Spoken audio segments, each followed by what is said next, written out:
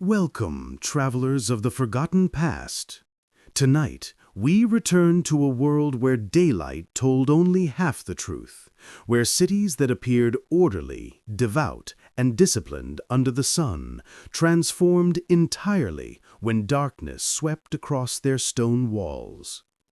Tonight, we step into the untouched shadows of medieval Europe, a place where fear, desire, violence, and hope mingled in the narrow alleys long after honest citizens closed their shutters. This is the secret nightlife of medieval cities, and it begins the moment the last sliver of sunlight flees the rooftops. When the towers of a medieval city lost their golden glow and the final calls of the market vendors dissolved into the distance, a transformation began, subtle at first, then swift, then overwhelming. Daytime life retreated into wooden homes with barred windows, leaving the streets hollow and expectant. In the last minutes before the city gates boomed shut, the townspeople could feel the change coming like a cold breath on the back of the neck. What remained outside after that moment, stragglers, travelers, lost souls, were left to the mercy of forests, wolves, and bandits. Inside, however, another kind of danger began to stir. The closing of the gates was more than a simple security ritual. It was the dividing line between two worlds. Guards pushed the great doors inward with the groaning sound of timbers that had survived centuries of war and storms. Iron bolts slid into place with a deep, final thud, sealing the city and everyone within it into a realm ruled by shadows. Torches flickered along the ramparts, their flames swaying in the rising wind as if nervous about the night ahead. Even the guards themselves, clad in leather and chain, tended to stay close to each other in the earliest hours of darkness, whispering jokes to hide their unease. Within the walls, daylight swept away quickly, as though someone doused it with a bucket of cold water. Lanterns began to glow inside homes, their dim orange lights trembling like small, frightened hearts. Housewives moved quickly to shutter windows, not only to keep the cold out, but to keep the city's unseen creatures, human and otherwise, from looking in. Medieval people believed that certain spirits wandered freely at night, slipping through cracks in wooden shutters or riding on the cold wind that crept along rooftops.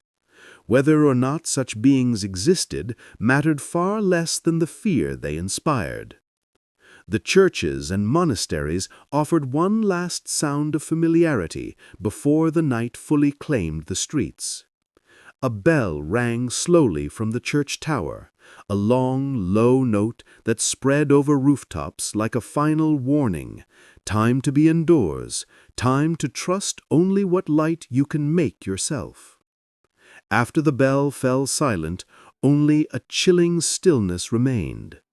It was said in some towns that the bell was not merely a call to prayer, but a subtle reminder that once darkness came, sins multiplied faster than shadows on a moonless night. Travel the streets of a medieval city in those moments, and you would notice something strange. The ground seemed to tilt. Buildings leaned inward, as if eavesdropping on those who dared to walk beneath them. The timber frames groaned in the cooling air, sounding like someone whispering from inside the walls. Long, narrow alleys twisted like veins, carrying the pulse of nighttime life toward the city's darkest corners. Even the stones underfoot changed character. During the day, they were dusty and warm. At night, they became slick, cold, and unpredictable.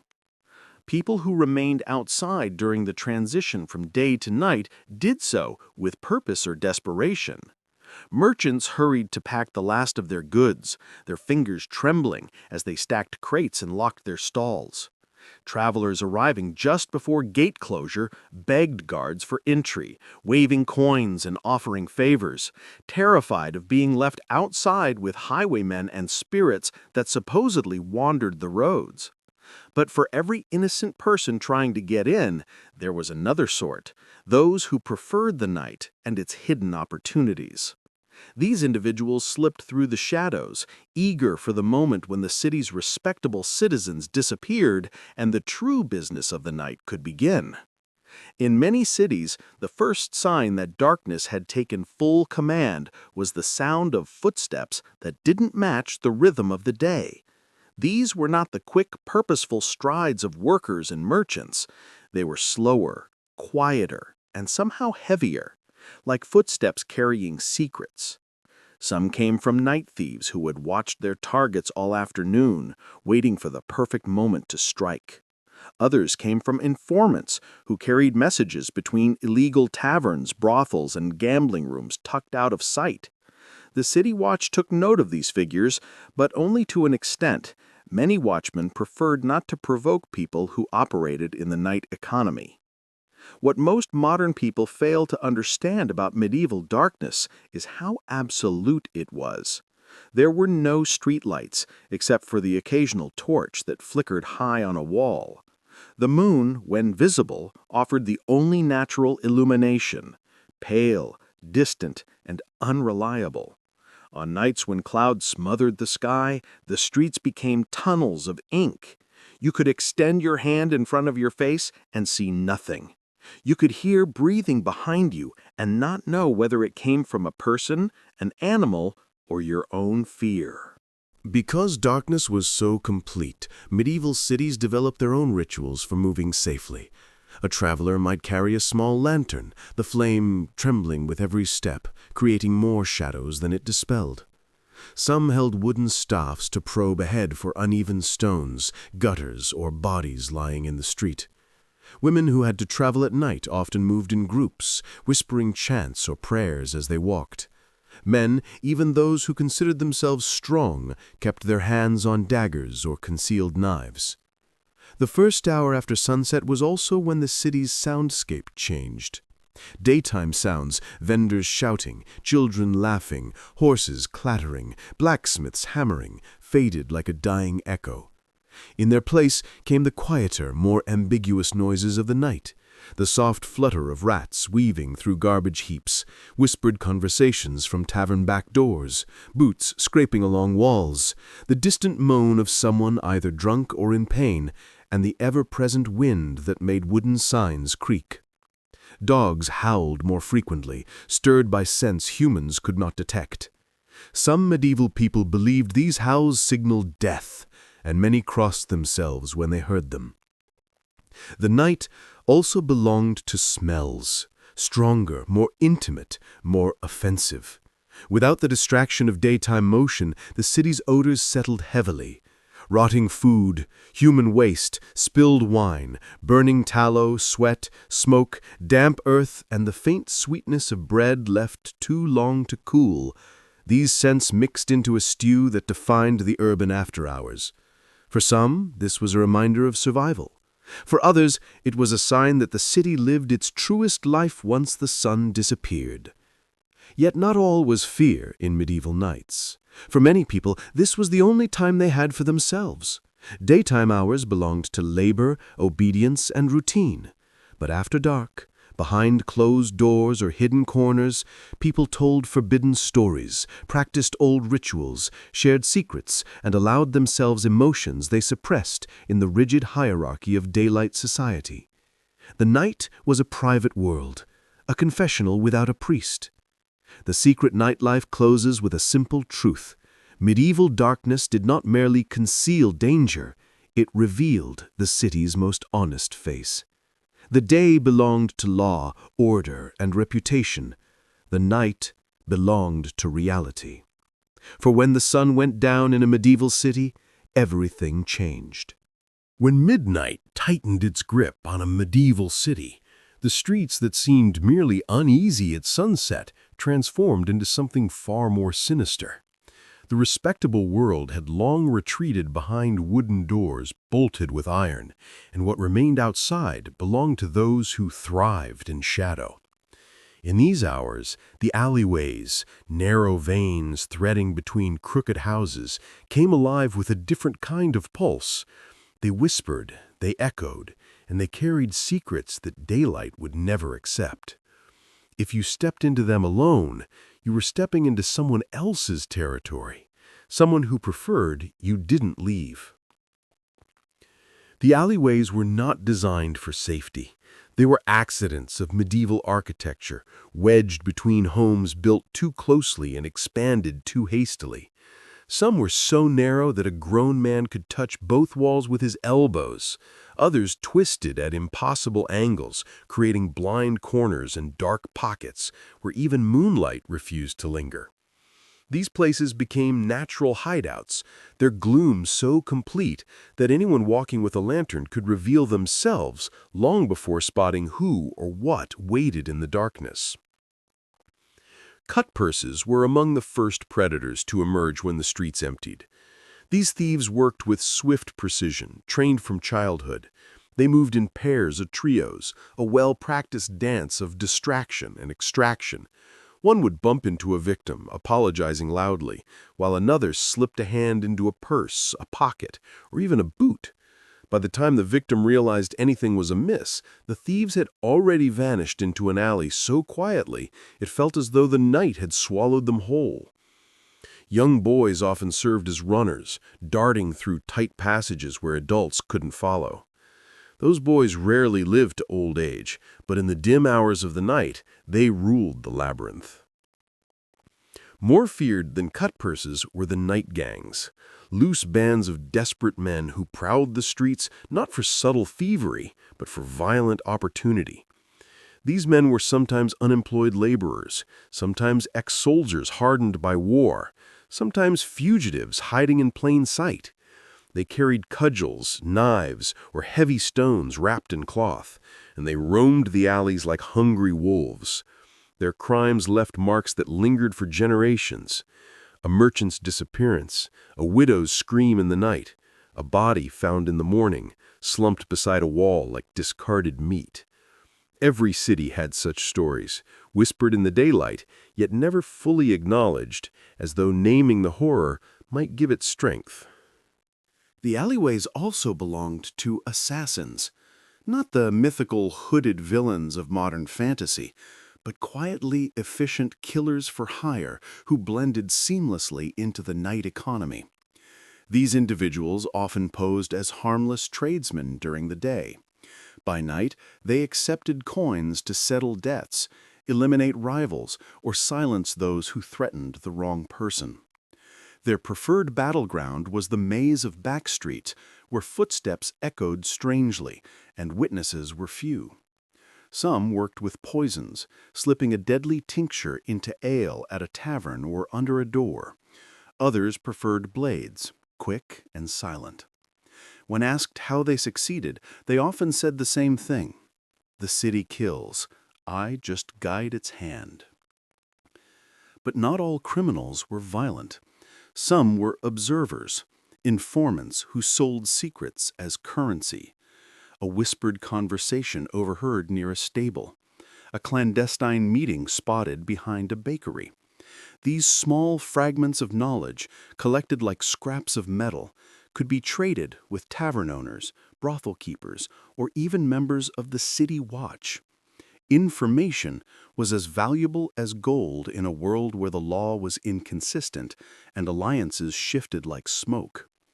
Many informants hid in alleyways, pretending to sleep or rummage through trash, their eyes always following the footsteps of those who believed themselves unseen. There were also thieves known as roof walkers, skilled in climbing the uneven walls of medieval homes. They moved above the city, hopping from one sagging roof to another, listening for the faintest sound of coins being counted or valuables being locked away. If a window was left open, even slightly, they slid inside like shadows with purpose. Roof tiles sometimes slipped under their feet, crashing to the street below. Anyone hearing such a sound quickly closed their shutters tighter, muttering prayers under their breath. For roof walkers were said to move with uncanny silence, and some believed they were more spirit than man. One of the most haunting figures that roamed alleyways at night was the lurker. These individuals didn't steal or kill, at least not often. Instead, they watched. They leaned against walls, cloaked in rags, their faces hidden beneath hoods. Some were mentally ill, untreated and ignored by society. Others were simply broken by life. They muttered to themselves, stared at the moon, or rocked back and forth amid piles of garbage. Children who encountered them ran home screaming, convinced they had seen demons. Adults avoided them not out of fear of violence, but because something about the lurkers felt unnatural, as though their souls were suspended in some twilight between life and death. It was said that if you walked down a certain alley at just the wrong moment, you might see a pair of pale eyes reflecting your lantern light, eyes unblinking, watching, waiting. People rarely stayed to find out who they belonged to. The city watch, whose duty it was to maintain peace, often refused to patrol certain alleys unless daylight forced them to. They knew which paths were claimed by which criminals. Some watchmen even collected bribes to forget a particular alley existed until morning. They justified this in their own minds. Why risk their lives for a system that valued them so little? Why chase a cutpurse through a labyrinth when they could simply look the other way and avoid a knife in the ribs? As long as major violence didn't erupt, the night gangs operated with relative freedom. Not that the watch was entirely powerless. Occasionally, a patrol would sweep through the streets with torches, shouting warnings, cracking sticks on doors to remind citizens they were still present. Those with something to hide slipped deeper into the shadows, vanishing down hidden passages known only to those who lived in the underbelly of the city. The moment the torches passed, the night returned to its own law. Even ordinary people could become criminals after dark, driven not by greed but necessity. A mother might steal bread for her child, believing the night would hide her sin. A poor laborer might scavenge wood from a neighbor's pile. A desperate debtor might hide in an alley, hoping to ambush a moneylender who destroyed his family. Night made everyone a potential predator or a potential victim. What made the alleyways so terrifying was not merely the danger, it was the unpredictability. A path that felt empty could suddenly echo with footsteps. A wall that looked solid might hide a doorway into a forbidden tavern. A whisper behind you could be the wind, or someone preparing to strike. Even the bravest men admitted that the darkness played tricks on the mind, turning shadows into monsters and silence into threats.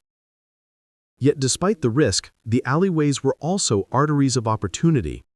They allowed smugglers to move goods unseen, lovers to meet in secret, rebels to exchange coded messages, and the city's hidden subcultures to flourish. Without these spaces, the night economy would collapse. Crime and freedom were woven together here, inseparable. In daylight, a medieval city told one story of order, faith, and routine. But in the alleyways, a different story unfolded, written by those who lived on society's edge.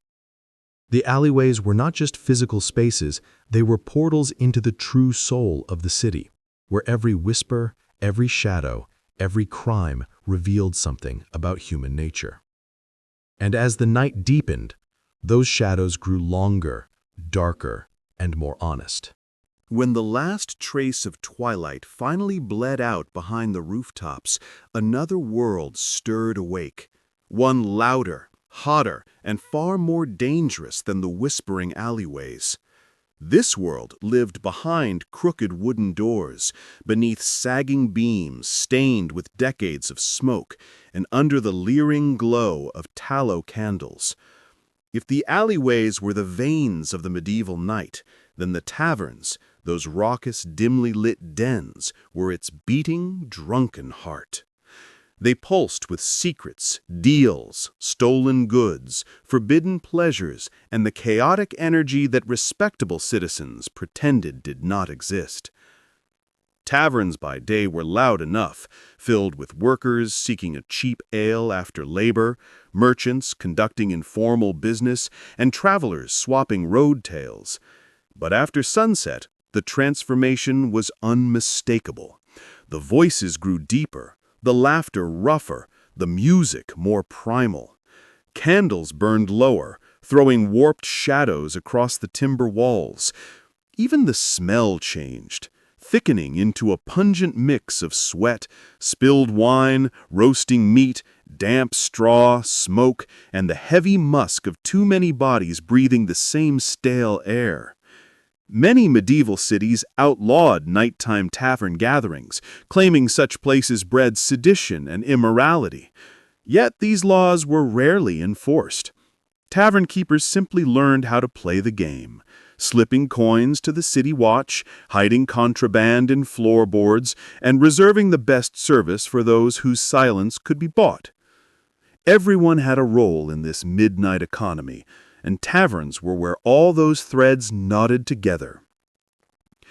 Once you stepped inside one of these establishments at night, the first thing you noticed was the noise.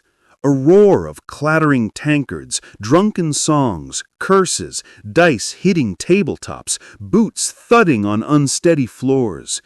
The second thing you noticed was the heat, thick and oppressive, like walking into a furnace of bodies pressed too close together. Men and women leaned over tables, exchanging secrets with lips stained wine-dark. Servants darted between them, skirts brushing knees, trays of food rattling over their heads. The hearth crackled, its flames lashing at iron pots bubbling with stews of questionable origin. But not all taverns were created equal. Some were honest drinking houses, run by widows or aging soldiers who sought to make a living off ale and gossip. In these places, the worst danger was an occasional brawl or a drunk vomiting near the hearth. Others, however, those whispered about in daylight, were something else entirely. These were the dens with names like the Broken Hag, the Devil's Gallows, the Three Crows, or the Black Lantern. They sat at the edges of the city, often near the walls or the poor quarters, where taxes were lighter and watchmen preferred not to tread. Their windows were shuttered even at noon. Their patrons included smugglers, cutpurses, fugitives, mercenaries between contracts, fortune-tellers, and women who had long lost the protection of respectable society. Such taverns were more than drinking holes. They were marketplaces for the forbidden. Behind the main room, often through a narrow archway disguised with a curtain, lay secret chambers. Some were gambling dens where dice rolled like bones thrown by fate itself. The games were ruthless. Men wagered not just coins, but knives, boots, jewelry, even family heirlooms. A father might walk in wearing his wedding ring and stumble out without it, cursing the devil's luck. Others lost far more.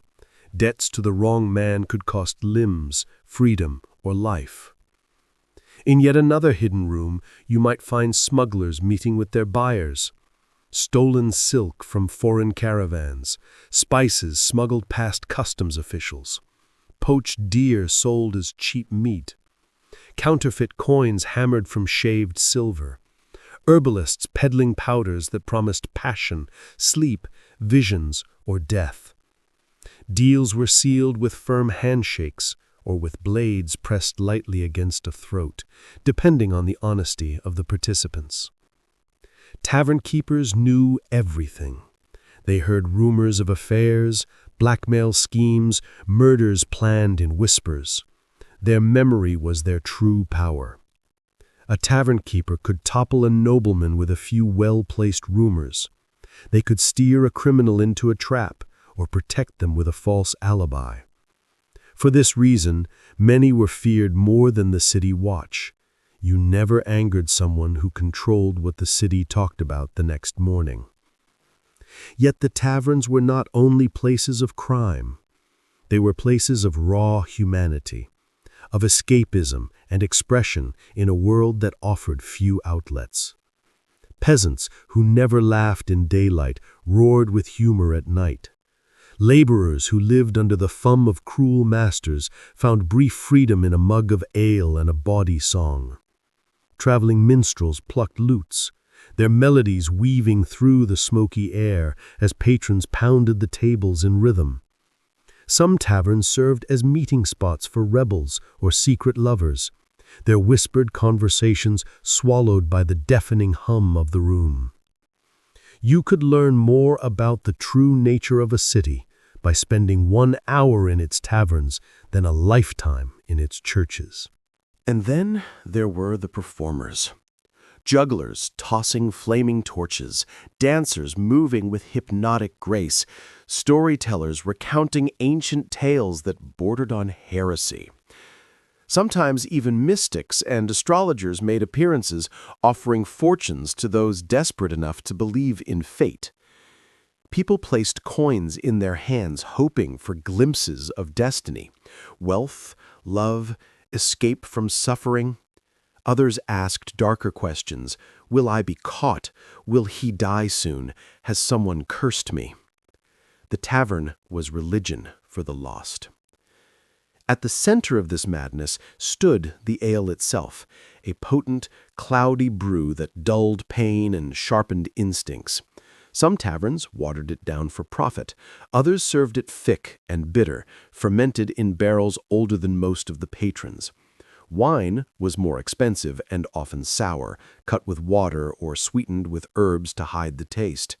Mead flowed on festive nights, golden and sticky, staining lips like honey kissed by fire. The more the drinks flowed, the more unpredictable the night became. Arguments erupted suddenly over spilled ale, stolen seats, or accusations of cheating at dice. Fists flew, tankards shattered, chairs splintered. The tavern keeper's staff rushed to break up fights only when it seemed likely someone would die. Otherwise, brawls were good for business. People talked about them afterwards, drawing new crowds curious to witness the chaos. Outside the tavern, the streets echoed with the aftermath. Drunks stumbling into gutters, lovers sneaking into alleys, thieves following easy prey. A man too drunk to walk straight was a gift to anyone with quick hands and quicker feet. Many never made it home. The next morning, their bodies were found slumped against walls or floating in the river, and the city buried them without names. But for all its danger, the tavern was a refuge for many. Prostitutes who risked the wrath of the city church found safety in groups. Servants exploited anonymity to share secrets about their employers. Musicians who could not afford a place to sleep played for food. And travelers found companions to share stories with during lonely nights. The tavern was the great equalizer, the only place where noblemen in disguise sat beside beggars, where clergy visited in robes pulled low pretending not to be recognized, and where women, often silenced by daytime society, spoke boldly, laughed loudly, and drank as deeply as the men. In these lost taverns of midnight, the city revealed its private face, raw, unfiltered, and unapologetically alive. By the time the final candle burned down to its stub and smoke curled into the rafters like a dying breath, the patrons slipped back into the night, stumbling into the cold embrace of the streets. The tavern doors closed slowly behind them, hiding everything once more, until the next night, when the city's heart would beat again. When midnight deepened and the taverns began to thin, the night took on a different scent. Sweeter, warmer, tinged with perfume and sweat. Behind shuttered windows and discreet wooden signs, another hidden world of medieval cities began to pulse awake. This world did not shout like the taverns or stalk like the alleyway gangs. Instead, it whispered, beckoned, and lured those who wandered too close. It was the domain of brothels, bathhouses, and forbidden pleasures. Places where desire became currency, secrecy became a shield, and morality dissolved beneath candlelight. Most medieval cities preferred to pretend these establishments didn't exist, at least not in the form they truly took. In the daytime, priests thundered about sin, and officials swore they upheld moral order. But every city, from the grandest trade hub to the smallest walled town, had a red-light underbelly woven into its very foundation. The authorities knew it, the clergy knew it, and the people, especially the night people, depended on it. Brothels often existed in layers, each with its own clientele, rules, and dangers. The most common were the public brothels, legally tolerated but heavily regulated. These houses often belonged to the city itself, rented to a madam who paid taxes in exchange for protection and silence. They stood near the poorest quarters, usually beside tanners, butchers, or dye pits, places where the smell of sin blended easily with the stench of daily life. Their lanterns glowed a dull red, casting a soft haze onto the street. Inside, the women wore simple gowns, painted their lips with crushed berries, and greeted patrons with practiced gentleness. These brothels were crowded, noisy, and brutally pragmatic. Men came and went like clockwork, leaving coins behind and taking nothing more than a fleeting satisfaction. But beneath these lay the secret brothels, the truly forbidden ones, the ones few dared to speak about openly. Hidden behind false walls, old tavern storerooms, or seemingly abandoned homes, these dens catered to wealthier men who feared discovery more than death itself. Here the rooms were draped in silks stolen from distant ports, scented with burning resin from eastern markets, and lit by dozens of candles dripping wax like molten gold. Women, and sometimes men, who worked in these places were trained not only in seduction, but in discretion. They learned how to listen without appearing to, how to flatter a nobleman who risked everything by stepping through the door, how to hide bruises, fears, and secrets under layers of perfume. Some of the most powerful men in medieval cities conducted affairs here. Merchants traveling with locked purses, corrupt clergy whose oaths dissolved as quickly as their robes hit the floor, even knights carrying freshly earned battle scars. These men believed the walls would never betray them, but walls have memories, and the truth always seeped out eventually, finding its way into gossip, blackmail, or tragedy. Women who worked in brothels were trapped between worlds. Society despised them, yet depended on them. Men sought them out for comfort, then shunned them in daylight. Clergy condemned them from the pulpit, then visited after dark with hoods pulled low. Some women had been sold into the work by families desperate for money. Others had been widowed or abandoned, with no means to survive. A few chose the life willingly, seeing in it a form of power. They could earn more in a night than a laborer made in weeks. But the danger was constant. Violence, disease, unwanted pregnancy, and worst of all, being cast out when beauty faded. Brothels were not the only places where the forbidden thrived. Bathhouses, steamy, candlelit sanctuaries filled with naked bodies and whispered laughter, were perhaps even more enticing. Bathhouses served a dual purpose. In daylight, they were places of hygiene and community, where citizens scrubbed away the grime of labor, shared gossip, and soaked in warm pools that eased aching muscles. Women and men often bathed separately during the day, though rules varied from city to city. Children splashed in shallow basins. Merchants sealed deals in the steam. Travelers washed away the dust of long journeys. But at night, the bathhouse transformed. The steam grew thicker, scented with herbs meant to relax the mind and weaken resistance. Lamps cast rippling light across the water, creating shadows that danced on the walls like living spirits. Wealthy citizens visited after hours, seeking pleasures that were spoken of with bashful smiles or worried glances. The line between legitimate bathing and illicit indulgence blurred dangerously. Many bathhouses employed attendants, women and men trained in massage, grooming, and subtle forms of flirtation. Some sold fragrances, oils, or salves said to kindle attraction or enhance desire. Others offered private rooms, curtained alcoves, or heated stone benches where lovers met in secret. The city watch avoided patrolling bathhouses after dark.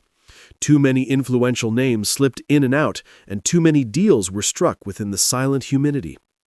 The church despised bathhouses, calling them gateways to moral decay. Priests warned that demons lurked in the steam, preying on weakened bodies and sinful minds. Yet many clergy members frequented these places, convincing themselves they came only to relieve aching bones. Others justified their presence by blessing the water. But the heat stripped away more than clothes. It stripped away pretense. Secrets floated more freely here than anywhere else in the medieval night. One of the most dangerous aspects of brothels and bathhouses was not the sin they contained, but the secrets they overheard. Lovers whispered confessions. Drunken nobles boasted of forbidden romances or political intrigues. Merchants admitted to smuggling. Wives revealed marital frustrations. Servants carrying towels and pitchers gathered information silently, storing it like currency. What they learned could topple reputations, ruin families, or spark feuds. Some brothels kept ledger books, not of financial accounts, but of confessions. The madam recorded dangerous information: who visited, with whom, and what was said. These books were never meant for daylight eyes, but they existed as ultimate protection. If a powerful man threatened the brothel, the madam simply reminded him of her knowledge. Silence was guaranteed. The most tragic stories, however, belong to the women who attempted to escape the trade. Some fled with lovers who promised a better future, only to find themselves abandoned again. Others turned to the church, seeking redemption, but finding only judgment. A few succeeded, usually with the help of fellow workers who pooled hidden coins or forged documents. But for every woman who escaped, another entered, pulled in by poverty, coercion, or naive temptation. Yet behind all the darkness, brothels and bathhouses carried their own strange form of community. The workers looked after one another like family. They shared food, safety, information, and emotional support in a society that refused to offer them any. Many formed bonds deeper than blood, sisters forged in survival, laughter, and shared suffering. They found joy in fleeting moments, dancing together when customers were gone, singing old songs in empty rooms, or bathing together after long nights, washing away the world's cruelty. Those who visited these establishments often carried their own loneliness. Travelers far from home sought tenderness. Widowers longed for touch. Unmarried men wished for companionship. Even noble women, occasional, but not unheard of, visited disguised bathhouses to escape the suffocation of rigid expectations, seeking affection without judgment. And this is the truth that medieval cities tried so hard to hide. The forbidden pleasures of the night were not merely about lust or sin. They were about human longing, desire for warmth, understanding, intimacy, or escape. Brothels and bathhouses offered what the rigid daylight world withheld. When dawn finally crept across the sky and the first roosters crowed, candles guttered out. Workers washed linens, swept floors, and erased the traces of the night. Clients slipped home, praying no one had seen them. The bathhouses cooled, and the brothels quieted, returning to their daytime disguises. But the memories, secrets, and whispers lingered, tucked into the wooden beams and stone floors, waiting for the next night. When the moon reached its highest point, and the taverns roared with drunken chaos, another sound crept into the medieval streets. A metallic jingle, slow and ominous. It was not the rhythm of a minstrel's bells or the chime of a merchant's coins. It was harsher, heavier, a warning carried through the night air by men whose duty and reputation were tangled in a knot of fear, corruption, and survival. It was the sound of the city watch, the only force standing between a medieval city and the darkness that swallowed it whole. By daylight, watchmen appeared almost ceremonial. They leaned lazily against gatehouses, chatted with merchants, and inspected goods with the bored indifference of men who knew the sun protected them better than any weapon. But when night fell, their role transformed, not just in responsibility, but in identity. For in the medieval night, even the guardians were afraid. Watchmen were rarely soldiers. They were often poor laborers, older men unfit for hard work, or individuals who sought steady wages in a world that offered very little. Their armor was minimal, usually a padded gambeson or a leather jerkin. Their weapons, wooden staves, cudgels, short swords, were as worn and tired as the men who carried them. Their training was inconsistent, and their loyalties varied widely. Some were honorable, others were opportunistic. Many were simply overwhelmed. The night patrol typically moved in small groups of 2 or 3. No watchman dared patrol alone. To do so was to invite death. They carried lanterns whose flames wavered in the slightest breeze, casting trembling halos of light that pushed the darkness back only a few steps. Beyond that fragile ring lay endless shadow, a realm where criminals, spirits, and misfortune all lurked with equal patience. Their duty was theoretically simple: keep order, stop crime, and maintain peace. But the reality was far messier. Most watchmen feared the night gangs far more than the gangs feared them. A single patrol of tired, underpaid guards had little chance against 5 or 6 desperate men willing to spill blood without hesitation. The watch knew their limits of their power. They did not dare confront professional thieves or violent criminals unless they had overwhelming numbers. Even then, many proceeded cautiously, unwilling to risk a knife appearing from the blackness.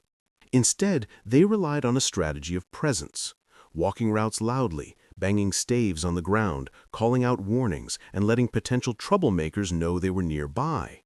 It was more ritual than enforcement, a performance meant to convince the city that someone was watching. Some watchmen did their best, risking their lives to protect citizens who would never thank them.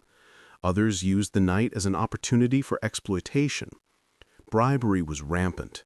A tavern keeper who slipped a few coins or a freshly butchered leg of pork to the watch could operate until sunrise with impunity. Brothels paid for silence.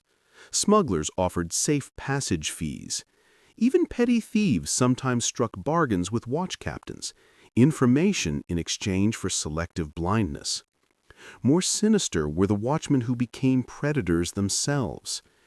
In the dark labyrinth of medieval streets, authority could easily twist into abuse. A lone woman walking home might be interrogated, then detained for her own safety, only to find herself harassed or worse. Drunk men too far gone to resist had their pockets quietly emptied. Merchants transporting goods at night were extorted under threat of arrest. Some watchmen formed secret agreements with night gangs, providing protection in exchange for a share of the takings.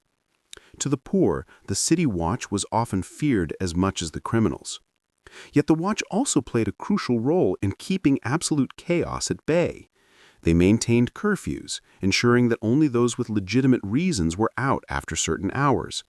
They extinguished unattended flames before they could spark citywide fires, the greatest fear of any medieval settlement. They arrested those who caused riots in taverns or threatened public peace. They transported the injured to the care of healers or monks. They inspected suspicious noises, searched darkened courtyards, and faced unknown dangers every time their lantern lights shook against the walls. Their relationship with the people was complicated.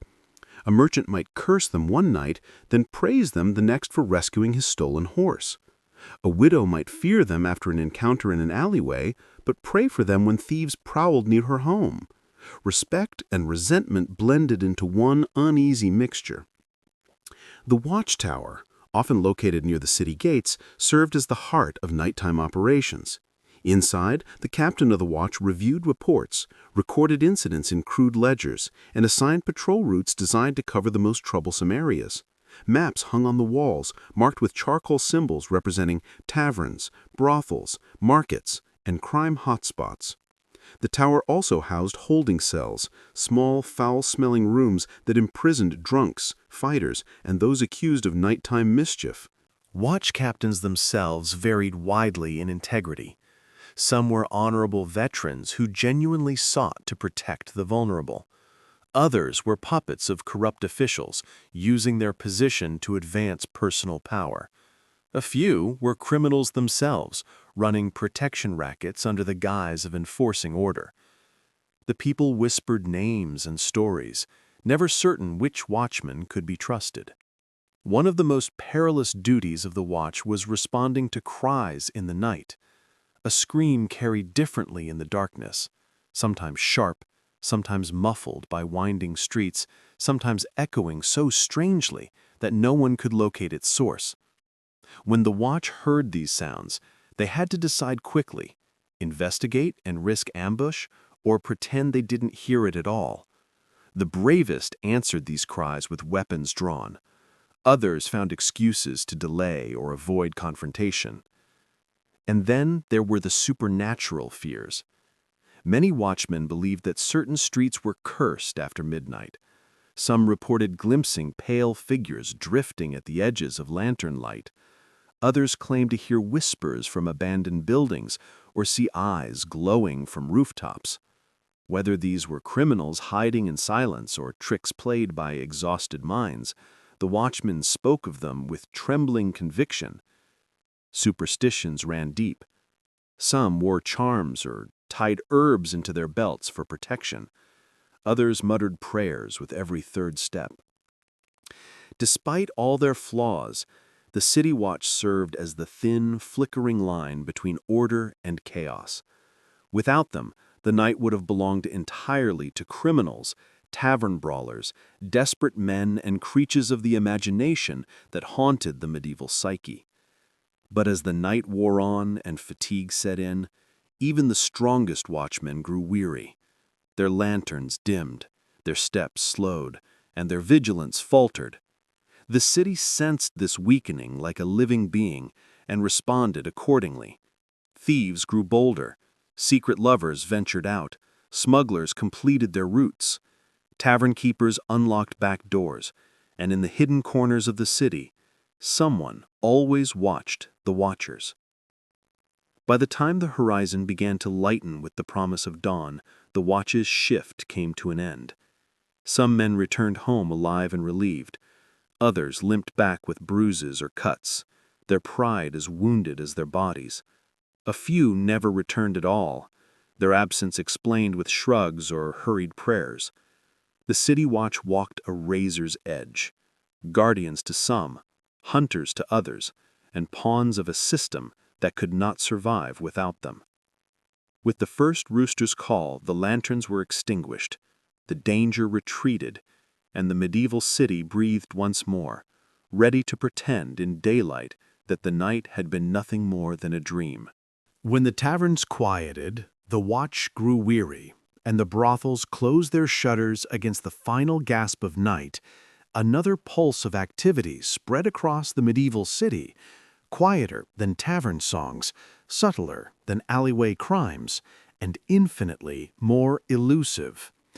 It emerged in certain courtyards, hidden lanes, and crumbling plazas where the moonlight barely touched the stones. This was the realm of the night markets, places where law, morality, and daylight commerce dissolved entirely, giving rise to an economy that thrived only in darkness. These markets did not have stalls or official vendors, nor did they announce themselves with signs or banners.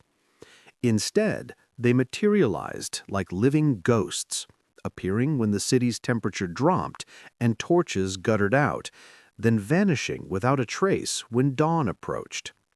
Their locations changed constantly, whispered from one desperate ear to another. An abandoned stable tonight, a ruined bell tower courtyard next week, a narrow bridge under which shadows pooled thick as tar. You could not simply find a night market. You had to be led to it. A baker's apprentice might murmur a hint while sweeping his doorway. A tavern maid could press a note into the palm of a trusted patron. A smuggler might whisper, "Look for the man with a red sash," or "Follow the lantern with the blue flame." These cryptic clues formed the navigation system of the Underworld. One wrong turn, and you ended up alone in the dark, a dangerous mistake in a medieval city. When you did arrive at a night market, the first sensation was a shift in atmosphere. It was not loud like a daytime square, but you could feel tension humming in the air. Torches were sparse. Most people used hooded lanterns or small candles held in clay bowls. Their light made faces appear carved from stone, sharp cheekbones, deep-set eyes, expressions frozen between caution and opportunity. Everything about these markets was designed for secrecy. Most sellers used pseudonyms: the Ragman, the Silent Woman, the Crow Breather, Old Moss, the Beltless Monk. Their real names were known only to a handful of trusted allies, if anyone at all. Some wore masks fashioned from wood or leather, decorated with charcoal streaks or feathers. Others wrapped scarves around their lower faces, revealing only their eyes watching for danger, buyers, and betrayal in equal measure. The goods sold in these markets were as varied as the sins and needs of the medieval knight. Stolen items were among the most common. Cutpurses deposited purses heavy with coins, jewelry pried from drunken nobles, knives lifted from taverns, boots stripped from unconscious men, and even religious relics stolen from shrines. Buyers inspected the goods with quick fingers, offering lowball prices. There was no bargaining, not unless you wished to draw attention you didn't want. Then there were the forged and counterfeit goods. Fake guild seals, counterfeit coins hammered with suspicious precision, falsified letters showing debts paid or favors owed. These items could end careers or start them, depending on how cleverly one used them. A single forged letter could turn a pauper into a respected merchant, or doom a nobleman to the gallows. Another alley of the market glittered with contraband luxuries. Spices smuggled past city gates, cinnamon, saffron, cloves, sold at prices that would make a merchant faint. Fine silks stolen from caravans, exotic perfumes hidden in painted vials, foreign coins with holes bored through them to remove silver. To own these things in daylight meant wealth. To buy them at night meant trouble. And then there were the herbalists, peddling remedies both miraculous and lethal. These women wore shawls that smelled of dried leaves and roots. They whispered secrets of fever cures, fertility potions, dream drafts, and deadly tinctures distilled from plants no honest apothecary would dare sell. Some brought poultices in wax-wrapped bundles. Others carried powders in small leather pouches, powders that could heal, seduce, or kill depending on the dose and the intent. Behind them, another class of seller lurked, the forbidden healers, mostly older women or rogue apothecaries disgraced by guilds. They treated wounds the city refused to acknowledge: knife cuts, broken ribs from tavern brawls, injuries sustained during illicit encounters, or punishments inflicted by cruel masters. They set bones, stitched flesh, treated infections, and offered comfort that came without judgment. But their knowledge made them dangerous, and the church watched them with suspicion. Even darker trades hid in the deepest pockets of the night market. There were the bone merchants, selling everything from animal skulls to human remains dug from shallow graves. Some buyers used them in rituals, others used them in medicine. Nearby stood the deathsmiths, who sold custom-made knives, weighted clubs, and small vials of nightshade. Such sellers never spoke above a whisper. They watched every coin carefully, making sure no one recognized them or would live long enough to report them if they did.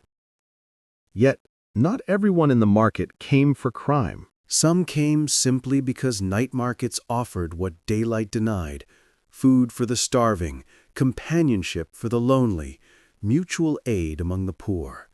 Here, a mother could buy stale bread at half price from a baker's apprentice who pitied her, A servant could secretly purchase boots for winter without her master's knowledge.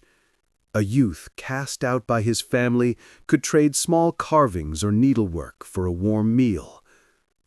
The markets also served as meeting points for rebels, fugitives, and travelers who preferred to live outside the law. Messages passed between hands, wrapped in leather or sealed with wax. Plans were whispered, maps changed owners, alliances formed under the flickering glow of candles. What made these markets especially dangerous was not just the merchandise, but the people who visited. Thieves eyed each other, unsure who might rob whom. Smugglers watched for rivals. Informants hid behind corners, listening intently. Even the city watch sometimes infiltrated markets, disguised in ragged cloaks. If discovered, they rarely survived. One wrongly uttered phrase, one misplaced gesture, and the crowd would erupt like a disturbed wasp nest. A watchman caught in a night market was not taken prisoner. He simply vanished. Most transactions happened quickly.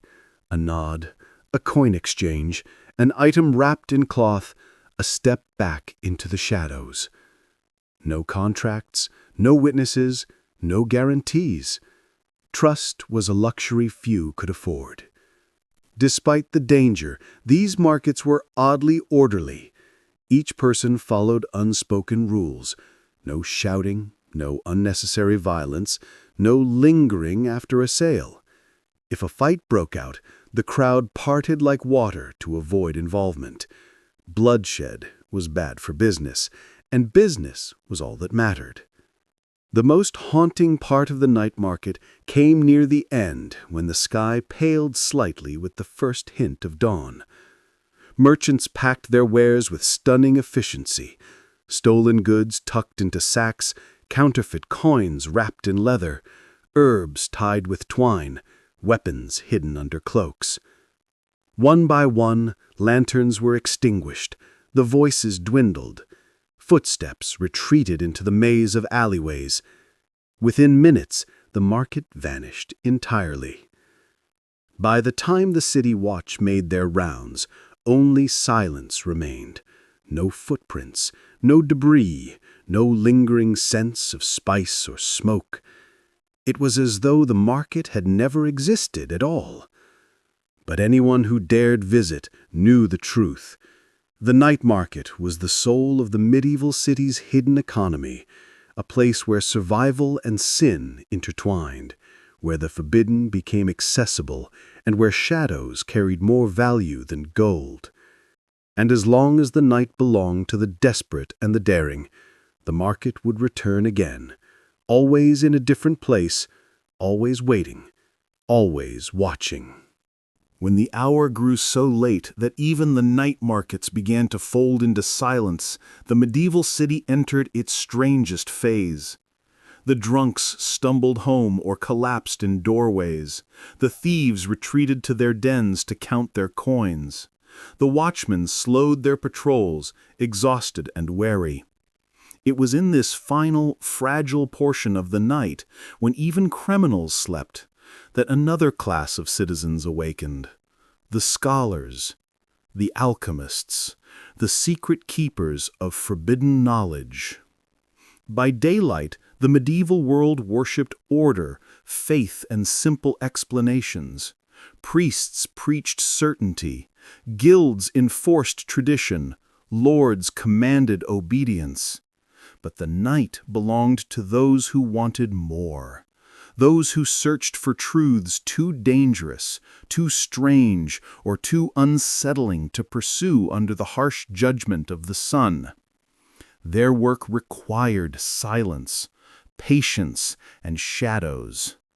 And so while most of the city dreamed fitfully behind wooden shutters, a handful of dim windows still glowed, betraying the presence of minds that could not rest. These were the night scholars, and their world was a universe apart.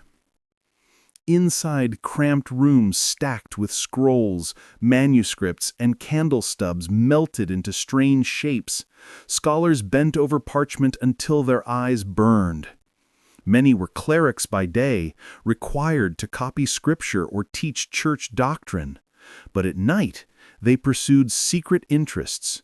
Ancient languages no longer taught, star charts that contradicted church teachings, texts smuggled through ports with ink so faded it seemed older than memory itself. Some copied books forbidden by the bishop. Others translated pagan tales, searching for hidden metaphors or lost histories. A few dared to write their own ideas that could earn them a trial or a pyre if discovered. Their fingers cramped over quills, their candles burned dangerously low, their minds wandered into strange corners of thought, but they worked anyway, as if something in the darkness itself urged them on. Not far from these scholars, often tucked behind bakery basements, abandoned warehouses, or windows sealed with wax to hide the glow, were the alchemists, the most enigmatic figures of the medieval night. Alchemists lived with one foot in science and the other in mysticism. Their laboratories were cluttered with glass vessels, copper coils, iron pots, mortars filled with crushed minerals, powders of unknown origin, and flasks containing liquids that shimmered like captured moonlight. Strange smells filled their rooms: sulfur, vinegar, heated wine, resin, sweat, and occasionally the metallic tang of something burning that should not have burned. They believed the natural world contained secrets waiting to be unlocked, if only one heated, ground, or distilled it correctly. These secrets, they claimed, could cure disease, extend life, create gold, or even transform the soul. And though modern historians dismiss most alchemy as pseudoscience, medieval alchemists were pioneers.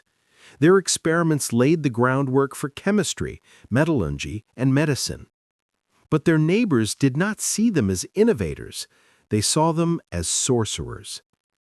An alchemist working by night sounded suspicious.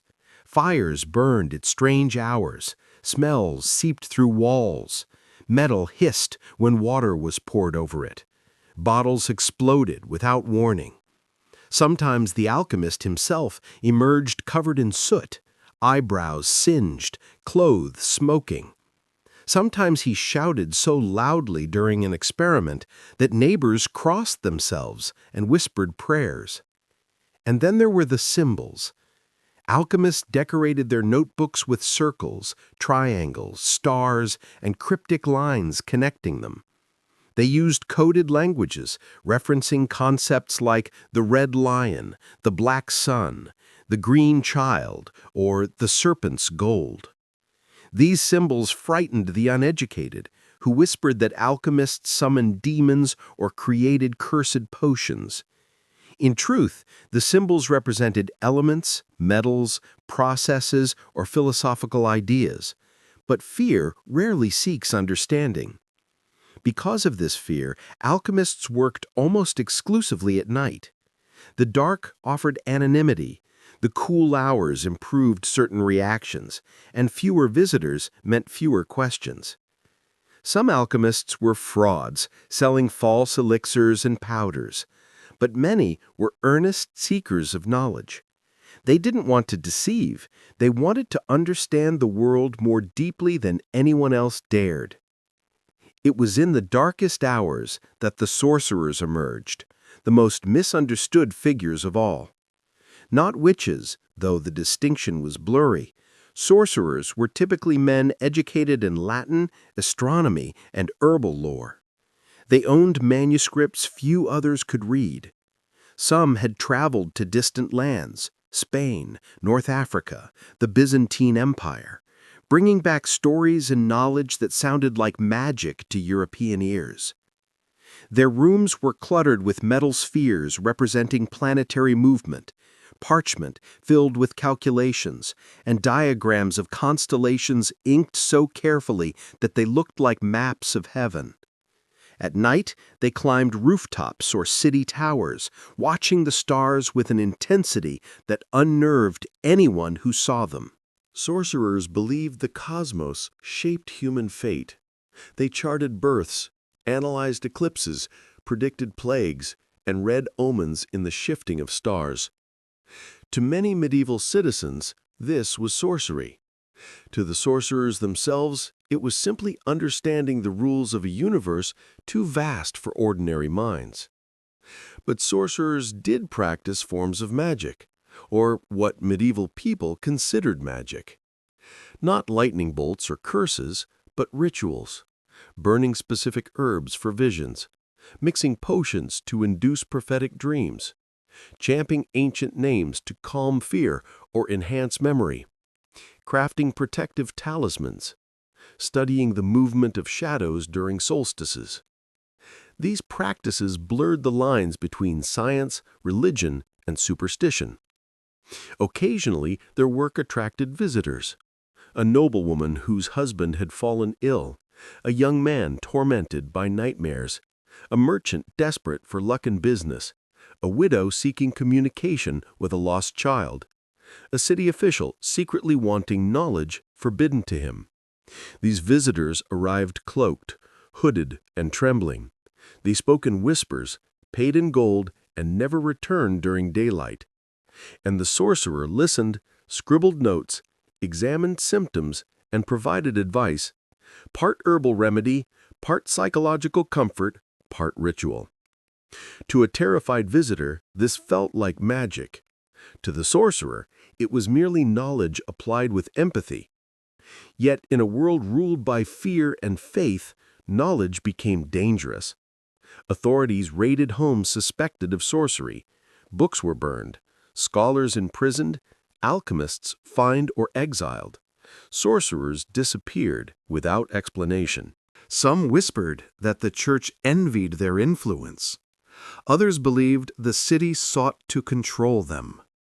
But no matter how many were punished, their work continued, always at night.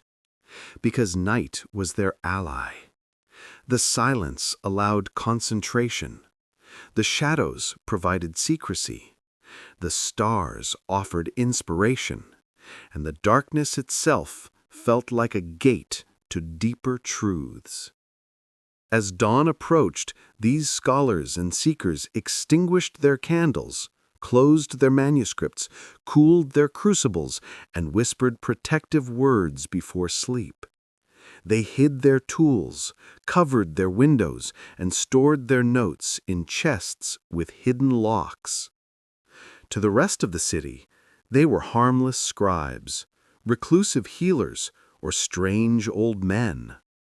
But in the quietest part of the night, they had glimpsed the universe, its mysteries, its terrors, its possibilities, while the rest of humanity slept unaware. And as the sun crept back over the rooftops, these night scholars folded themselves back into the ordinary world, waiting for darkness to fall again so they could pick up where they left off. Long after the merchants bolted their shutters, long after nobles retreated into their fortified chambers and the wealthy extinguished their candles, a different rhythm began humming through the medieval city, one that few ever acknowledged in daylight. It was the heartbeat of those who held the city together without ever being noticed. The clatter of buckets, the rustle of straw, the soft padding of bare feet across cold floors, the creak of doors opened quietly so as not to wake a master. This was the secret life of the servants, the invisible hands who kept the medieval world running even when the rest of the city sank into dreams. Servants were the first to awaken before dawn and the last to sleep after midnight. But the hours between sunset and sunrise formed a world all their own, filled with whispered rumors, private tears, stolen moments of joy, and quiet rebellions hidden beneath the crushing weight of obedience. In rich households, the night began just as the feast ended. Guests staggered home or into hired carriages, and the servants descended on the wreckage, clearing trenchers, sweeping bones from the floor, collecting spilled ale, sorting through leftovers to save for their own meager meals. The warmth and noise of the hall faded as they worked, leaving only the dull glow of embers and the quiet scrape of knives cleaning wood. Some households employed dozens of servants, cooks, scullions, chambermaids, stable boys, laundresses, errand runners, and guards.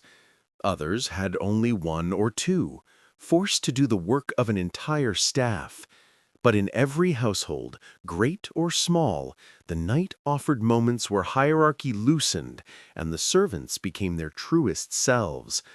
They talked among each other in hushed tones, shared bread stolen from the feast table, gossiped about their masters, and confided in one another the secrets they dared not speak in daylight, because no one saw as much as they did.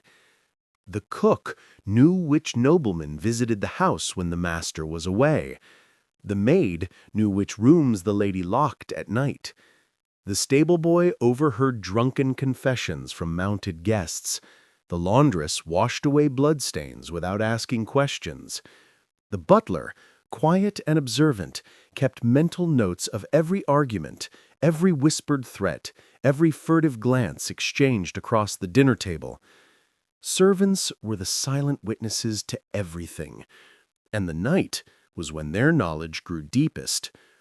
For servants rarely stayed still at night. Their duties extended into the dark, laying out clothes for the next day, preparing dough to rise by dawn, banking the fires, cleaning chamber pots, checking locks, emptying scraps into alley bins. Life behind the wealthy facade never slept.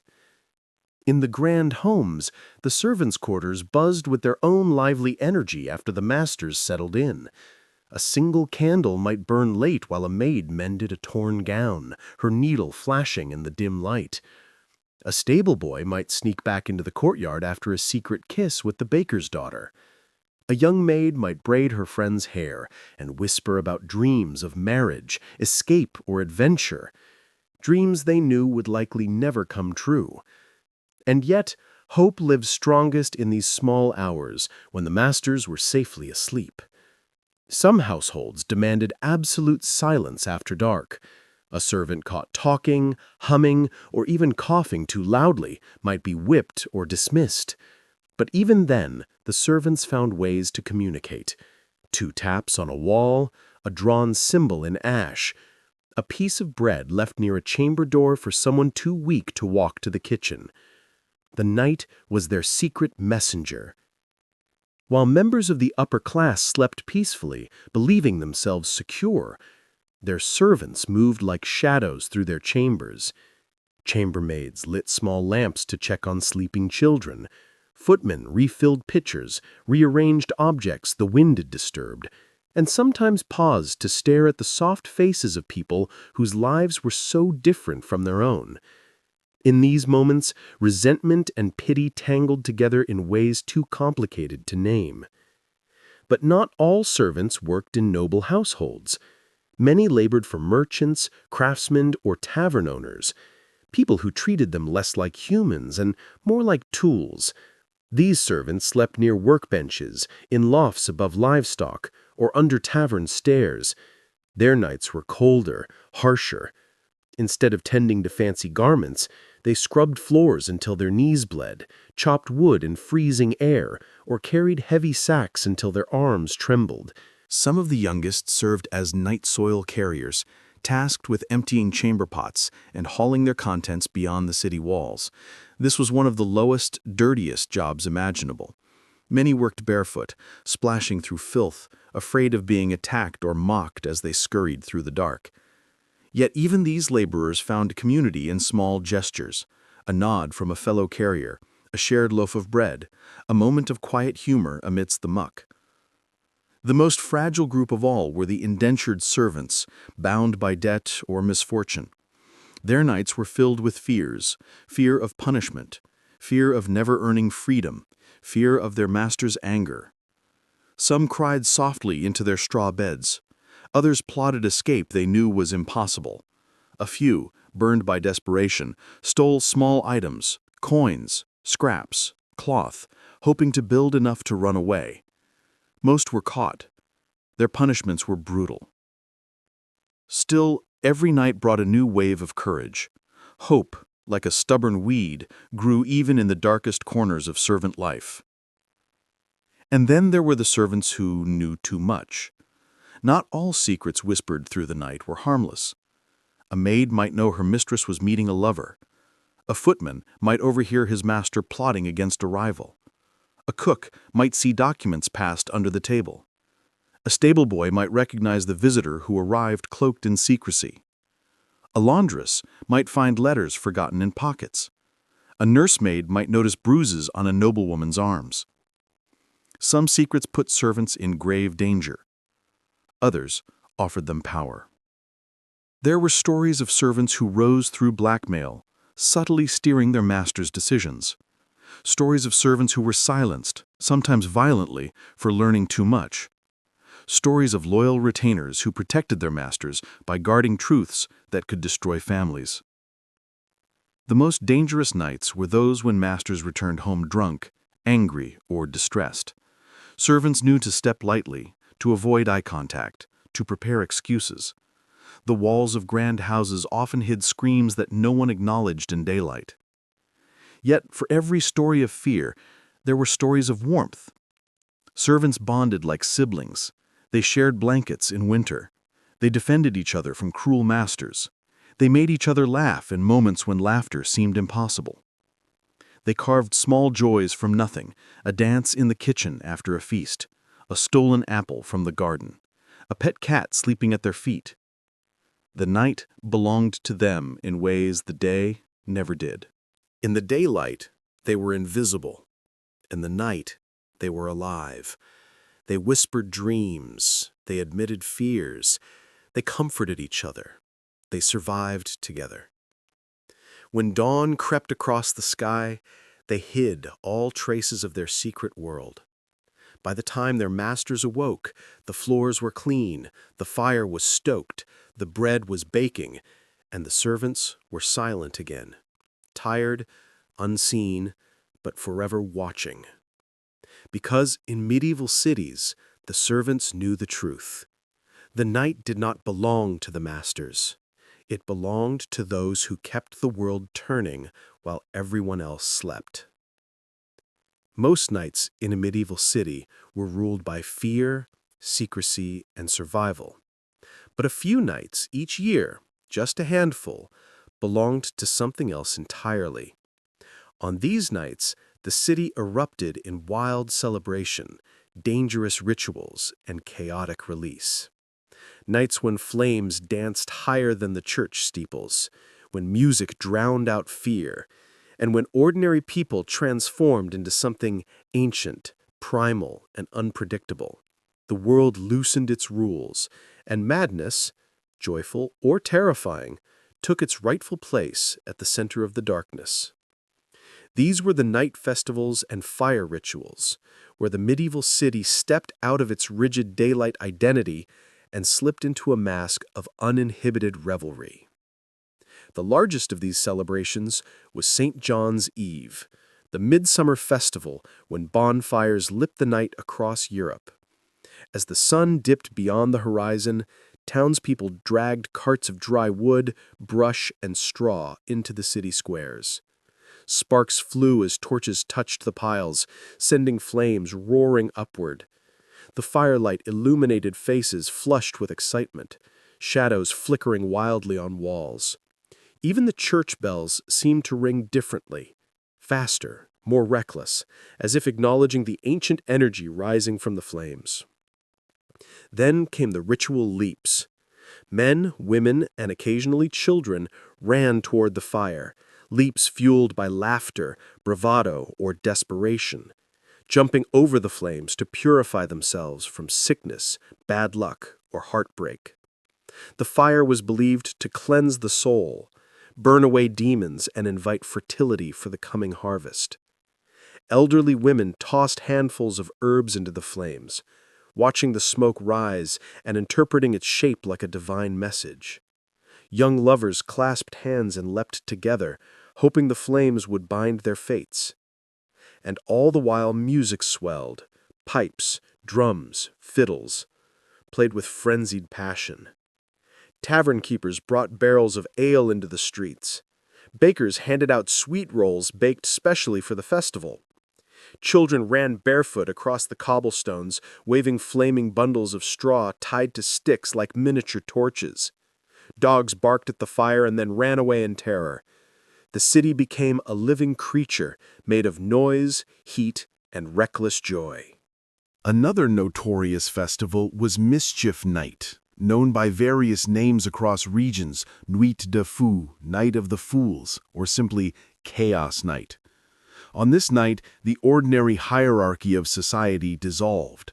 Servants mocked their masters, children played tricks on elders, young men banged pots outside windows, pranks ran rampant, doors were unhinged, carts overturned, signs swapped, and sometimes even livestock herded into courtyards as a careless joke. Masks were everywhere, painted faces, animal skins, horns crafted from wood, and grotesque expressions carved from bark. These masks allowed people to shed their identities, slip into freedom, and behave in ways they never could under the watchful eye of daylight. Some danced on rooftops, others roamed the streets wielding branches or rattling chains. The city watch rarely interfered. They too wore masks or hid indoors, understanding that this night belonged not to order but to chaos. The church disapproved of these festivals, calling them pagan remnants, but the people clung to them fiercely. Festivals allowed them to release the tension of a life filled with hunger, disease, servitude, and fear. Without such nights, the city would have crushed itself beneath its own weight.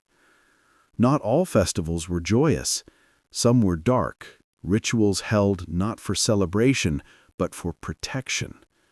During plague seasons, for example, citizens conducted processions of the dead, walking through the streets at night, holding candles or skull-like lanterns carved from turnips.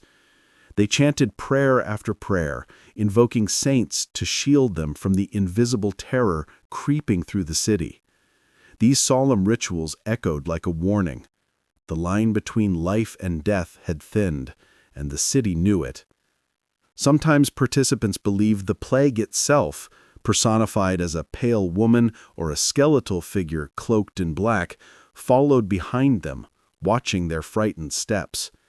People threw salt over their shoulders or wore sprigs of rosemary pinned to their tunics, convinced these small acts could ward off doom. Another eerie celebration occurred during harvest festivals, when bonfires burned in the fields and people dressed as spirits or ancestors. They believed that on these nights the dead walked among the living, and so they disguised themselves to avoid being recognized and taken into the afterlife. Food was left outside doorways as offerings, strange symbols were drawn on barn doors. Children were told to stay indoors lest the spirits lure them away.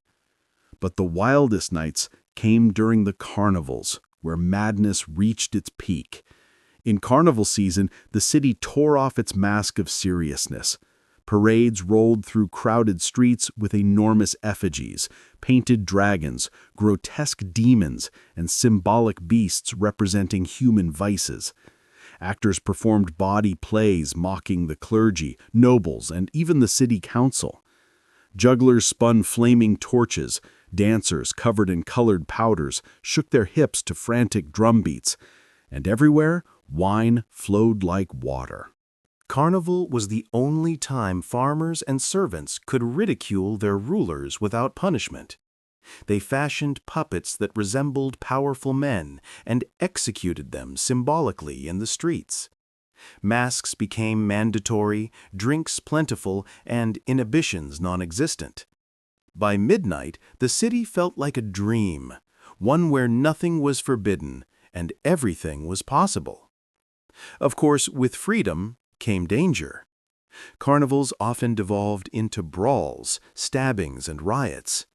Alehouses overflowed with drunken revelers who carried their joy too far.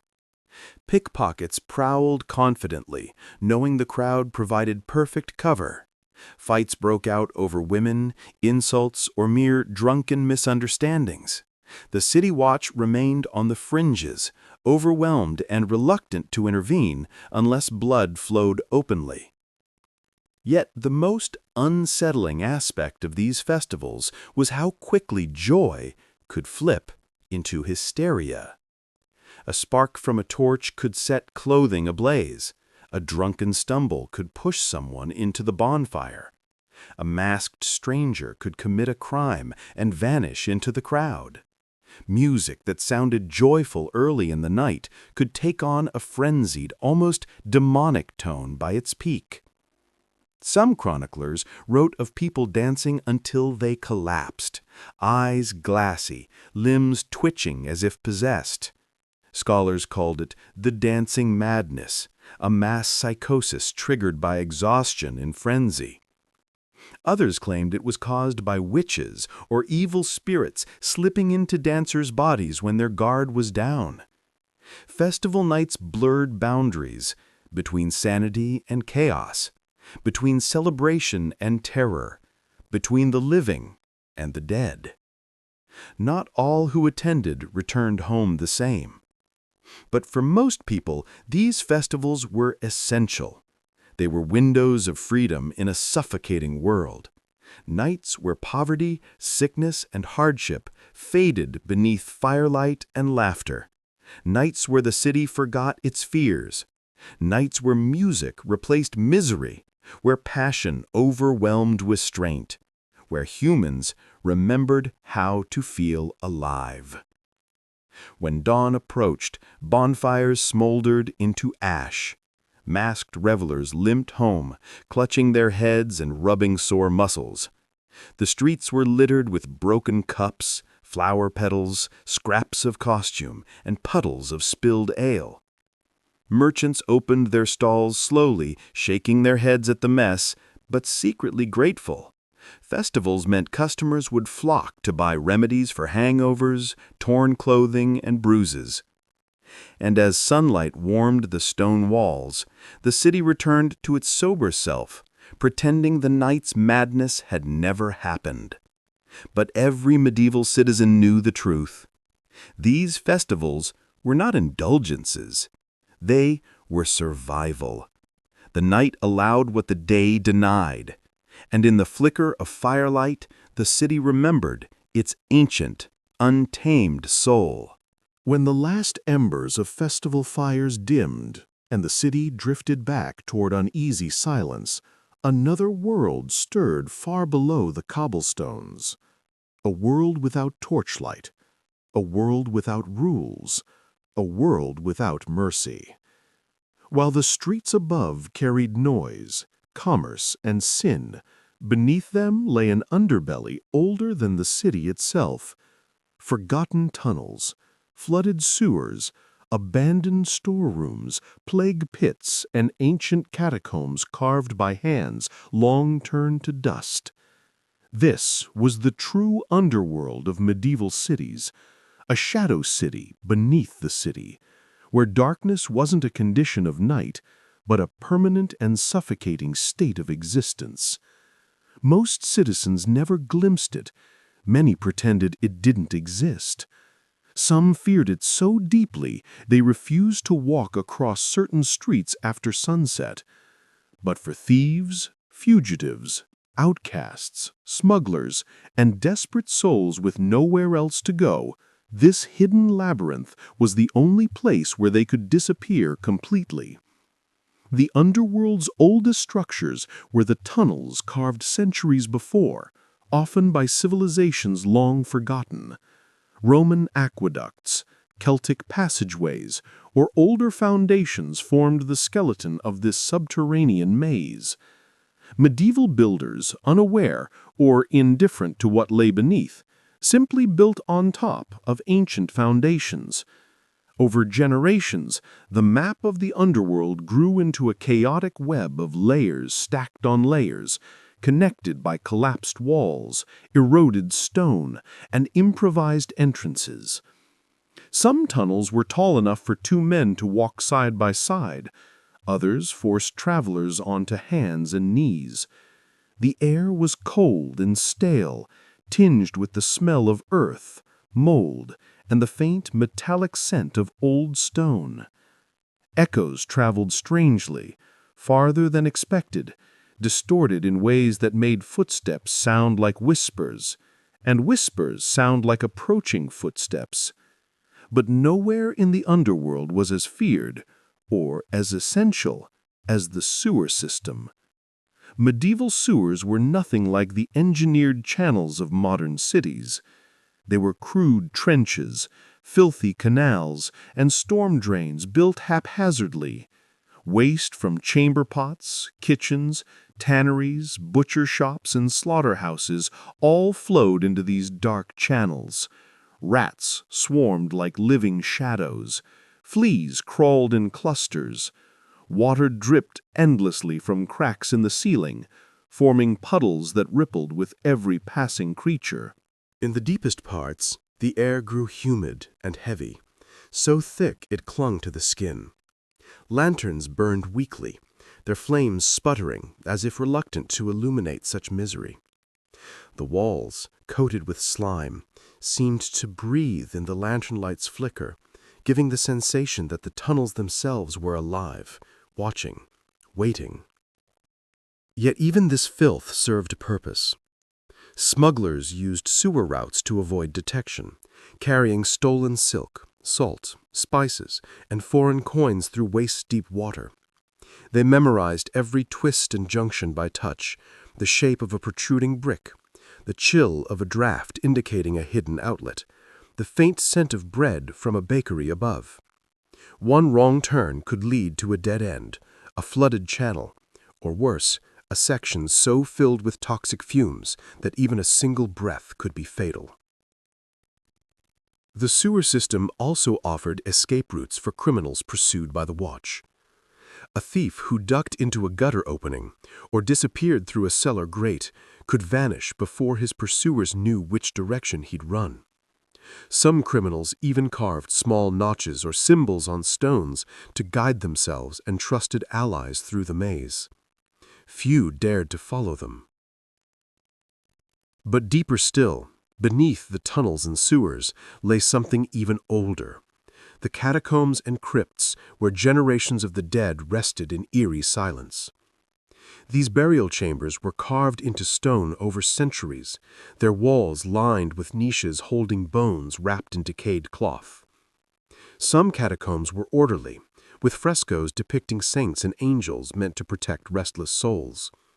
Others were chaotic pits where bodies were stacked when plague or war overwhelmed the city's graveyards. Skulls stared from alcoves like silent sentinels, their empty sockets filled with shadows. Femurs and ribs formed strange patterns where the living had arranged them, either for space or for symbolism. Torchlight cast eerie shapes across the walls, long shadows that seemed to move independently of their owners. The air in the catacombs was colder than anywhere else, thick with dust, old stone, and the faint sweetness of ancient decay. Some chambers held pools of stagnant water, so still they reflected torch-like mirrors into the abyss. Most citizens believed the catacombs were haunted. Some claimed they heard whispers in the dark. Others told stories of ghostly figures drifting between arches. A few insisted the bones rearranged themselves at night.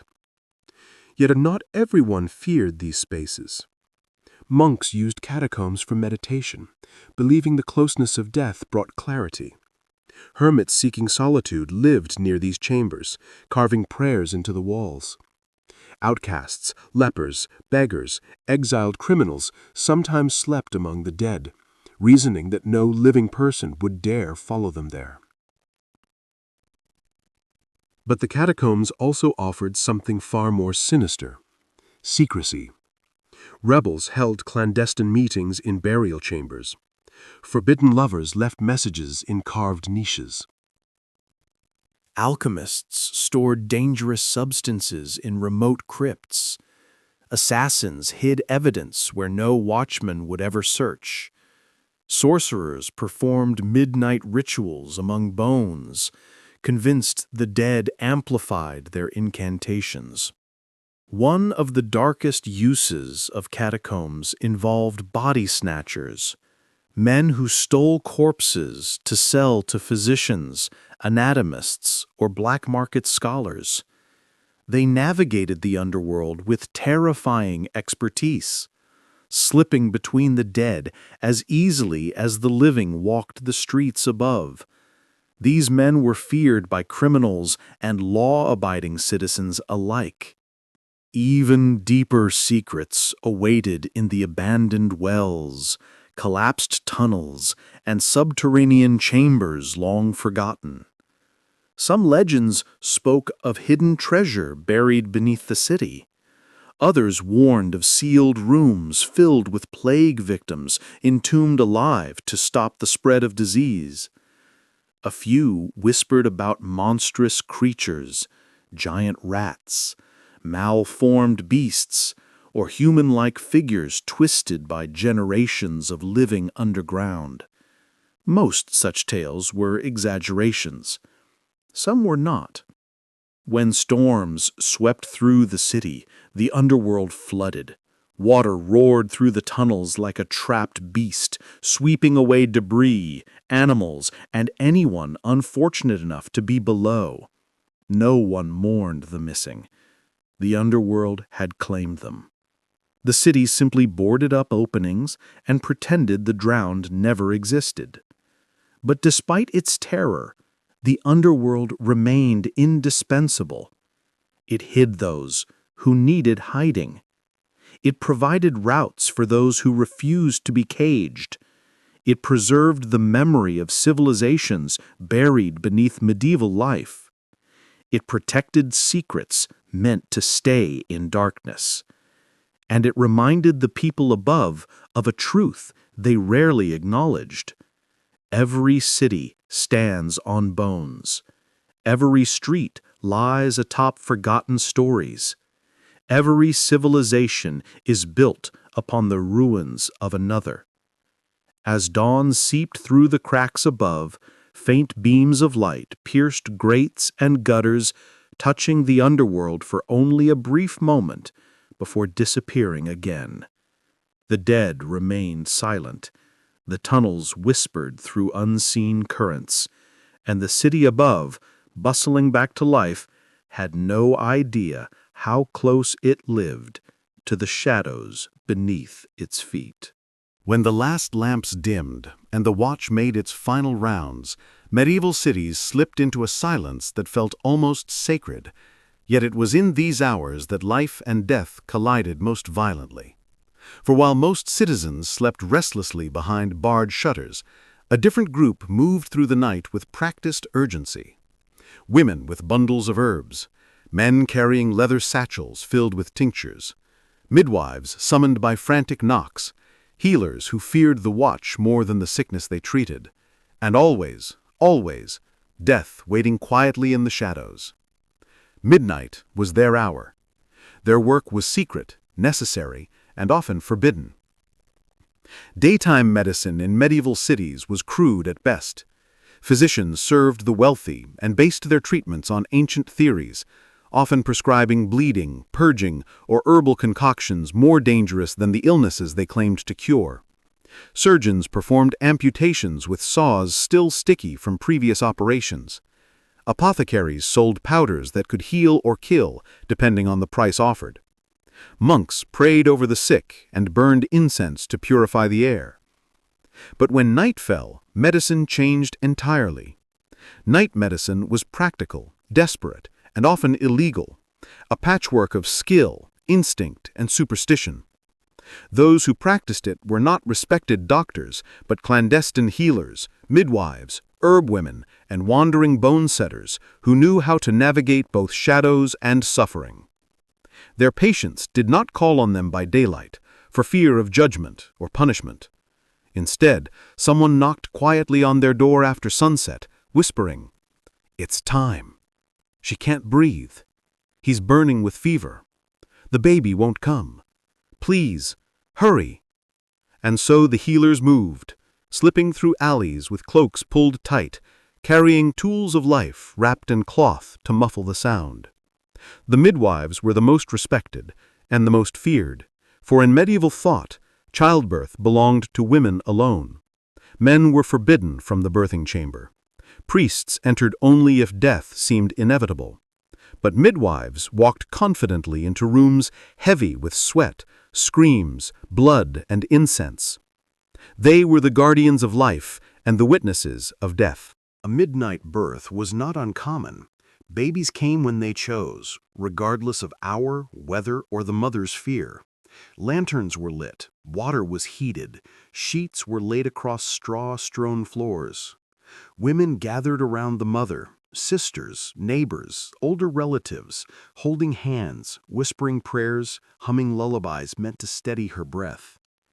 Then the room erupted with the rawest sounds a medieval home ever heard: the mother's groans, the midwife's commands, the hiss of boiling water, the infant's first cry, or silence. Many midwives kept small pouches of herbs at their belts: raspberry leaves to speed labor, mugwort to ease pain, lavender to calm breathing, rue to ward off evil spirits said to lurk in the corners of the room. They tied charms above the door to keep demons at bay, for medieval women believed that childbirth opened more than the womb. It opened a gateway that evil could slip through if unprotected. Sometimes births went smoothly, sometimes they ended in blood, tears, and death. In those moments, the midwife's role shifted from healer to comforter. She washed the mother's body, wrapped the child carefully, and lit candles so the soul could find its way. The church often mistrusted midwives, believing their knowledge came from pagan roots or dangerous rituals. But no priest knew the birthing room as they did. They alone held the secrets of life's threshold. Beyond childbirth, night healers treated the wounds baylight refused to acknowledge. A man stabbed in a tavern brawl, a servant struck by an angry master, a thief mauled by a watchdog, a woman bruised by her husband, a child feverish and trembling, lungs rattling like broken bells. To call a physician cost money the poor did not have, so they turned to herbalists and healers who operated outside the guild system.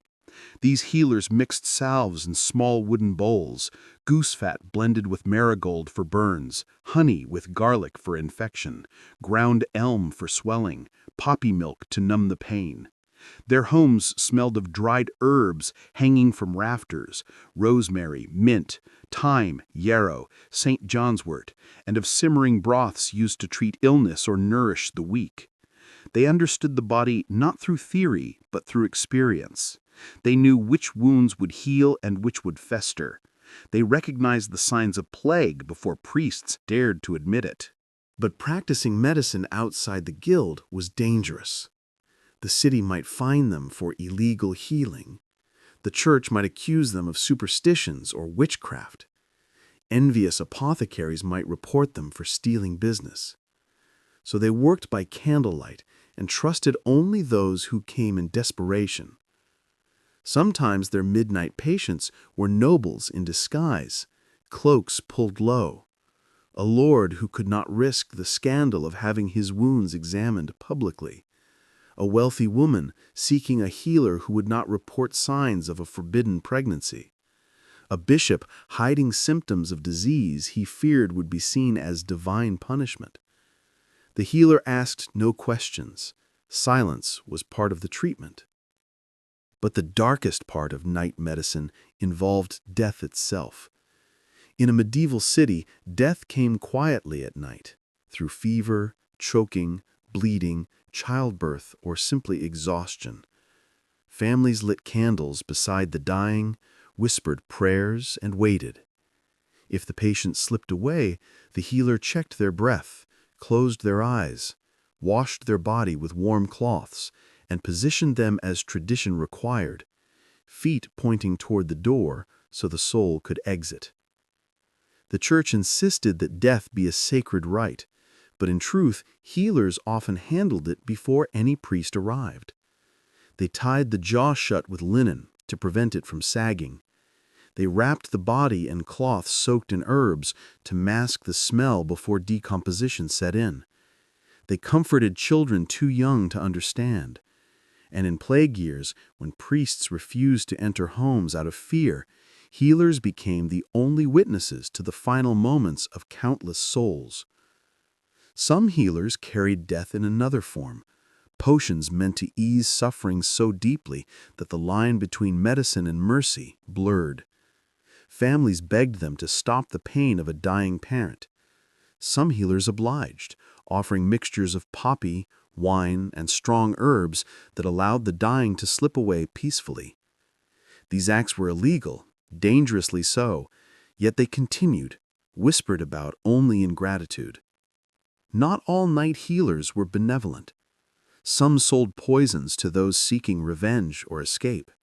Some performed abortions, a crime punishable by torture. Some offered charms or rituals that promised more than they could deliver. Some pretended knowledge they did not possess, leading patients to ruin. But the majority were simple people with rough hands and tired eyes who did what they could with what they knew. They were the ones mothers sought at midnight, the ones the poor trusted above the watch or the church, the ones who risked everything to help strangers survive another sunrise. When dawn finally broke, the night healers extinguished their lamps, washed blood from their hands, and swept herbs from their tablets. They hid their tools and went about their day as if nothing unusual had happened. No one thanked them. Few acknowledged them. Some even feared them. But in the darkest hours of medieval life, they were the thin line between hope and despair, life and death, suffering and peace. And while the city above barely noticed them, the shadows knew their names well. Some nights in a medieval city felt heavier than others. Nights when the air hung still, when the moon hid behind clouds, when dogs refused to bark and even the watchmen spoke in hushed tones. These were the nights when the boundary between the living and the dead seemed thinnest, when shadows stretched too long and lantern flames flickered without wind. Medieval people feared these hours more than thieves, more than sickness, more than hunger. For this was the time the dead were said to walk, the spirits whispered, and the unseen pressed close enough to brush against the skin. This was the hour of ghosts, the deepest part of the night, when superstition ruled every breath.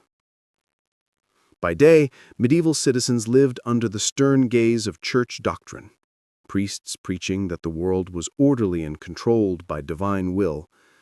But at night, especially near the hour just before dawn, belief took on an older, wilder shape, one forged long before Christianity, steeped in ancient rituals, whispers of pagan gods, and tales carried over generations.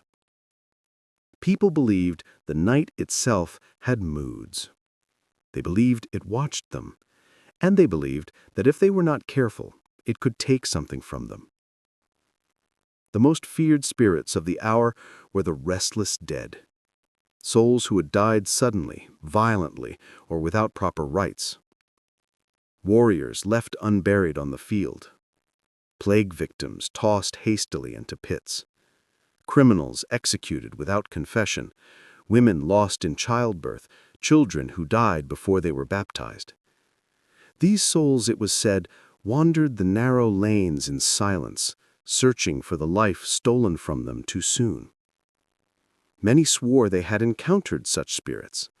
A pale figure standing at the end of a deserted street, a woman in white weeping near a well, a shadow drifting past a doorway with no footsteps, a whisper of a name spoken by a voice that belonged to no living person. The city watch refused to walk alone during these hours, claiming that shadows followed them even when no one else was near. Every medieval household had its own rituals to ward off these wandering dead. Some placed iron nails above their doors. Others sprinkled salt along thresholds. Mothers tied red ribbons around their children's wrists to protect them from spirits that might try to steal their breath during sleep. Candles carved with crosses were left burning through the night, their wax melting into strange shapes that were later interpreted as omens. But ghosts were not the only beings believed to roam at night. Across Europe, people feared the Black Dog, a massive spectral hound said to appear only to those marked for death. Its eyes glowed red or green, its paws made no sound, and its breath chilled the air like winter in a single exhale. Some said the Black Dog guarded crossroads, places where ancient gallows once stood. Others claimed it followed travelers home, padding silently behind them until they reached their doors, then disappearing, leaving the unlucky soul trembling with dread. Children grew up hearing warnings. If you see a black dog in the night, do not look back. If you hear chains but see no one, walk faster. If someone calls your name from the dark, answer nothing, because answering meant inviting something in. Another shadow of the medieval night was the churchyard walker, a ghostly monk or priest who wandered graveyards reciting prayers for the dead. Some believed this figure was benevolent, guiding souls safely to the afterlife. Others said it was an omen of plague. If the churchyard walker passed your home, illness would soon follow. Watchmen refused to patrol near cemeteries after midnight, claiming they heard chanting when no living monks were awake. And even darker were the tales of night mothers, spirits of women who died in childbirth and now sought children to replace the ones they lost. They were said to slip through cracks in doors, sit on sleeping children's chests, and steal their breath. To ward them off, mothers placed scissors or iron keys in cribs, believing metal could repel spirits. And then there were the sleep demons, known by many names: the mare, the hag, the night press. These beings visited during sleep, pinning victims to their beds, suffocating them, whispering nightmares into their ears. People described waking unable to move, feeling a crushing weight on their chest, a presence sitting near them, cold fingers brushing their face. Today we call this sleep paralysis, but in the medieval world it was proof that evil walked the night. Some reported waking with bruises shaped like fingers. Others claimed to see shadowy figures perched on rafters. A few insisted they had been dragged across their rooms only to wake near their doors with no explanation. Entire villages developed rituals to protect sleepers. Garlic hung from rafters, herbs burned in clay bowls, prayers murmured 3 times before bed. Not all spirits brought fear. Some were believed to be guardians of the household, the hearth spirits or brownies, small, unseen beings that lived behind ovens or under floorboards. If treated kindly, they protected the home, repaired broken tools, or guarded sleeping children. But if offended, they turned mischievous, hiding objects, souring milk, or tangling hair. A bowl of cream left on the hearth each night was believed to keep them content. Yet the most feared time of all was the witching hour, when witches were said to leave their homes in spirit form to attend secret gatherings.